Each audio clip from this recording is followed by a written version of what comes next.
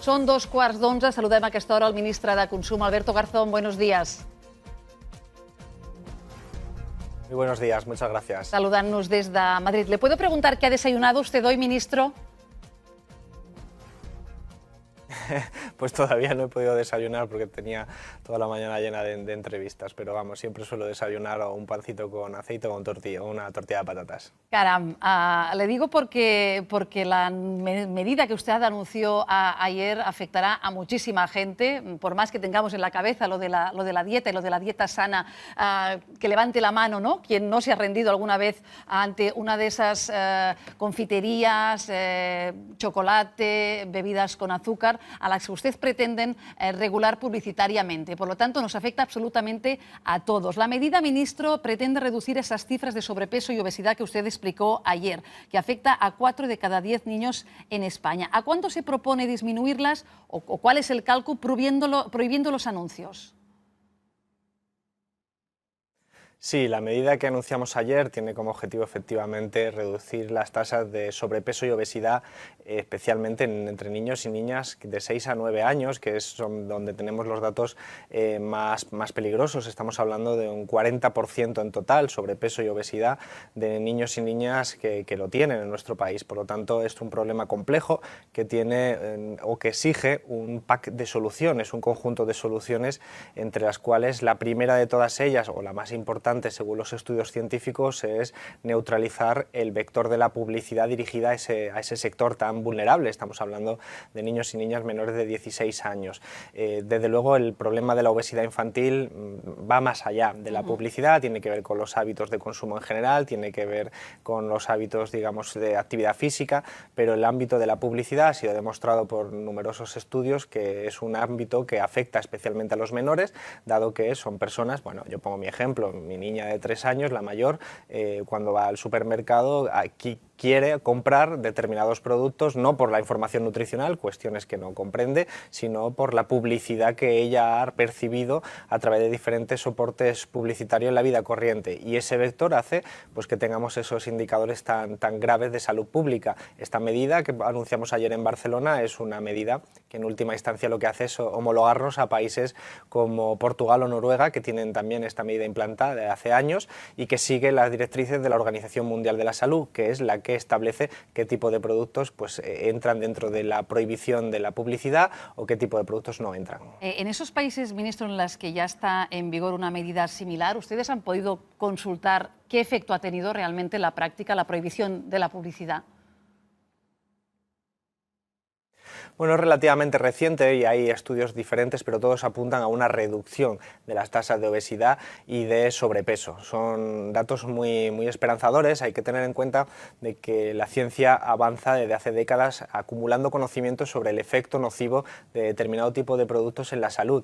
Especialmente grave cuando hablamos de niños y niñas porque se trata de una obesidad que se mantiene en la edad adulta y que está vinculada a una serie de enfermedades graves también en la edad adulta.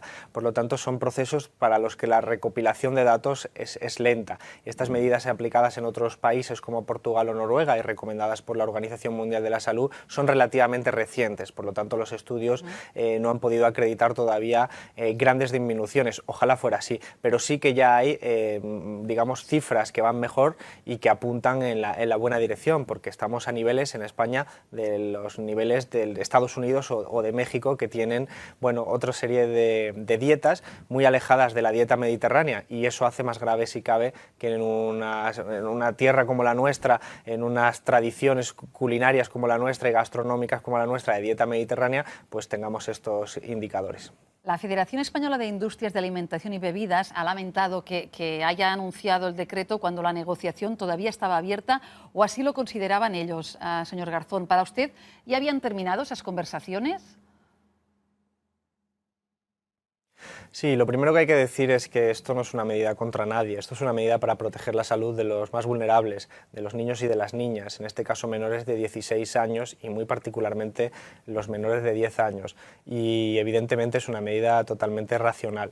En España existía el Código de Autorregulación, es decir, desde el año 2005, cuando ya se conocía que la publicidad era un vector importante que promovía malos hábitos, se estableció un código solo para la televisión en el cual las empresas se vigilaban a sí mismas. Durante estos 16 años, que se dice pronto, 16 años, ha habido un cúmulo importantísimo de estudios académicos, científicos, que acreditan que no ha funcionado. Que no ha funcionado no solo para bajar las tasas de obesidad, sino que no ha funcionado porque ni siquiera se cumplía. Y esto es lo que desde que nosotros llegamos al Ministerio de Consumo empezamos a revisar junto con la patronal. Nosotros siempre hemos sido partidarios del diálogo con todos los actores del ecosistema y hace unos cuantos meses ya anunciamos que no estábamos de acuerdo con el mantenimiento de un sistema que durante 16 años no había funcionado y, como cualquier política pública que es evaluada de manera negativa, exige una alternativa. Y la alternativa es una regulación directa siguiendo los criterios de la Organización Mundial de la Salud. Es legítimo que estos actores no estén de acuerdo porque defienden otra serie de intereses, pero desde luego, desde Consumo, desde la Administración Pública, tenemos claro que la priorización en la salud pública y muy particularmente de los más vulnerables. Claro, ¿y por qué no había funcionado, señor Garzón? Porque había sanciones previstas de hasta 180.000 euros. ¿Cuántas sanciones se habían impuesto? Hay que tener en cuenta que no había funcionado básicamente porque era un código de autorregulación. Eso quiere decir que dependía en gran medida de la propia voluntad de las empresas y los estudios ¿no? acreditan.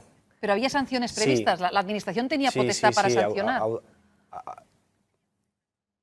Existía un instrumento que se llama autocontrol, que era el que sancionaba, pero la laxitud con la que se había interpretado todo el código PAOS, porque es el nombre que obedece ese código de autorregulación, había permitido que esto pues no sirviera para nada. Y entonces, a partir de ahora, lo que va a haber es una regulación que hace que ya no sea voluntario, sino obligatorio el cumplimiento por parte de todos los actores, y existirá un organismo en cuanto esto esté en vigor, que esperamos que sea en unos meses, en el año 2022, que se llama la Comisión Nacional de Mercados y la Competencia, que será el organismo encargado de la vigilancia, del control y de la sanción en un nuevo sistema de sanciones proporcional al delito cometido, porque una vez esto esté en vigor, cualquier tipo de publicidad que digamos incumpla la regulación será un delito y tendrá que tener una sanción para desincentivar que vuelva a suceder.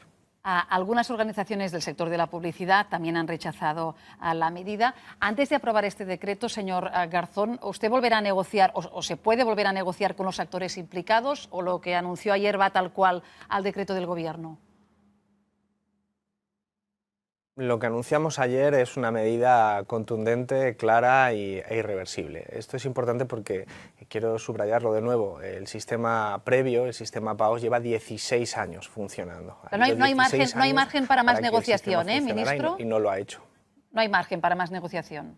Del salto de la autorregulación a la regulación no hay margen. Nosotros vamos a regular y ahora tenemos que establecer los criterios, pero nosotros los criterios no los hacemos arbitrariamente. Nosotros lo que hacemos es seguir la tabla de la Organización Mundial de la Salud, de los científicos, de las personas que llevan toda su vida investigando sobre esta materia, y que son ellos los que establecen una tabla válida para toda la Unión Europea, para toda la región europea, y que es la que vamos a seguir. Por lo tanto, es un procedimiento absolutamente pautado, es un procedimiento con todas las reservas, por supuesto, científicas, y desde luego nosotros lo que vamos a hacer es hablar con todo el mundo para que cumplan una norma, pero esto es una decisión del Gobierno que ha sido bienvenida pues no solo por los científicos, sino también por las asociaciones de pediatra, por la sociedad civil, por nutricionistas.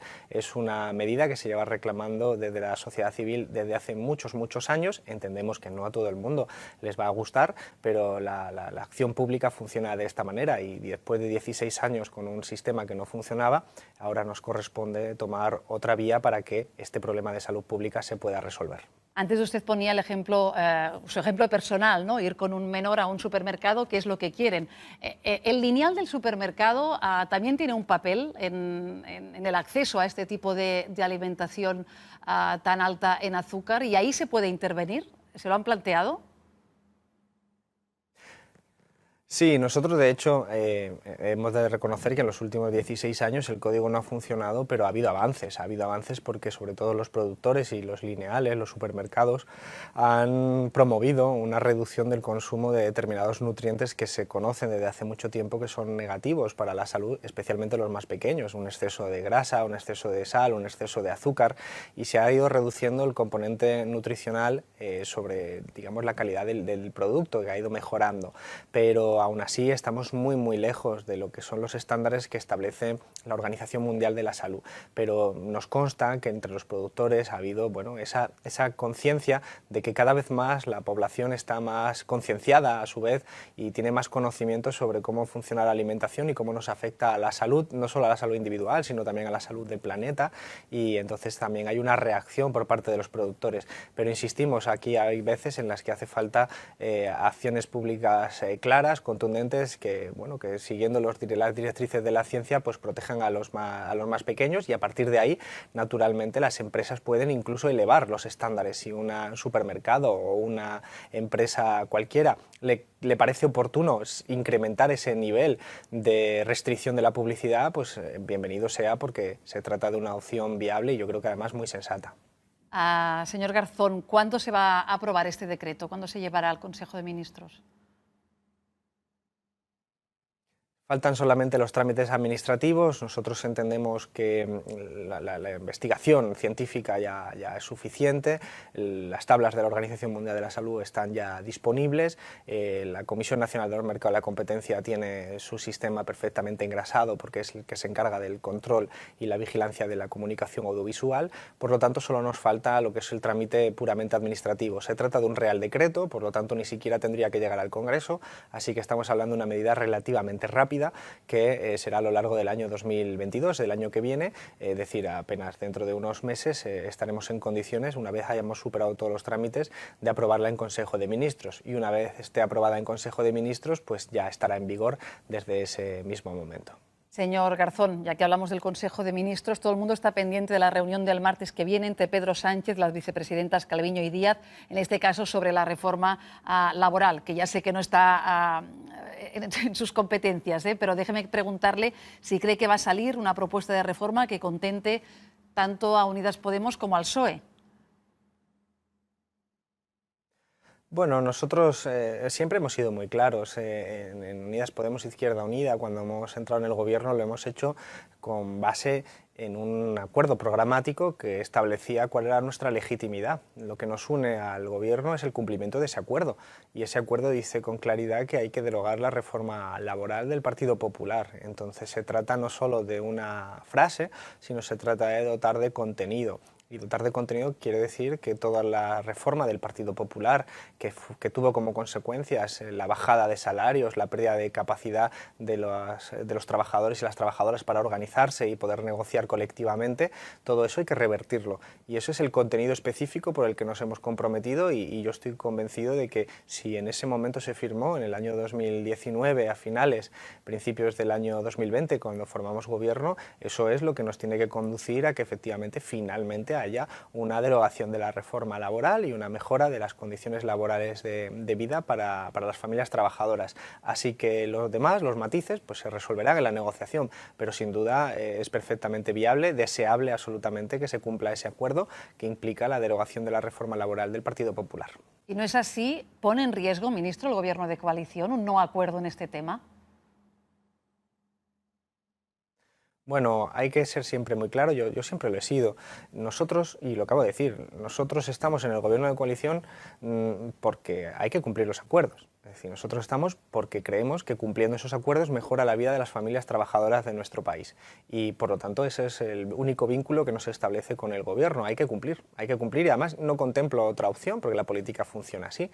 La política funciona acordando una cosa al principio de la legislatura y tratando de cumplirla al 100% antes de que termine la legislatura. Por supuesto pueden pasar cosas en medio, como nos han ocurrido con la pandemia y con otras muchas cosas que nos obligan a cambiar itinerario, pero todo lo que se firmó se tiene que cumplir, y la derogación de la reforma laboral està dentro d'ella.